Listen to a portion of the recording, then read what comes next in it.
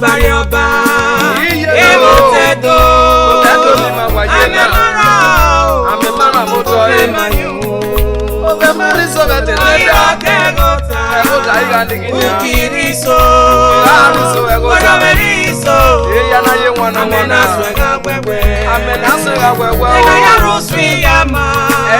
Nosa Yedo, Ananariema, Abameti, Beoje.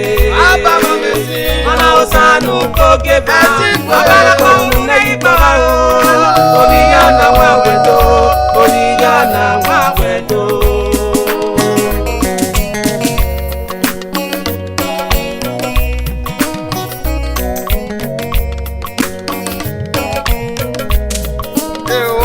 Ejeno Barioba Evo Tedo Amemara Moto Obemariso Ukiriso Guadameriso Amenaswega,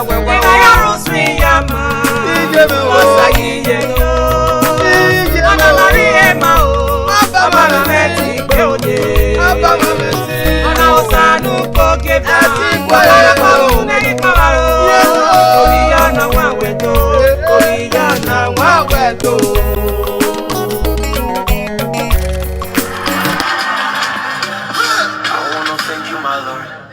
I wanna bless you. I wanna thank you for your grace. It's a special one. Oh my Jesus, Jesus. I wanna thank you. I'm gonna praise you for your grace. Most blessed one. Baba She. Oh, I wanna thank you. I'm gonna praise you for your grace. Most blessed one. Baba She. Oh, Baba She.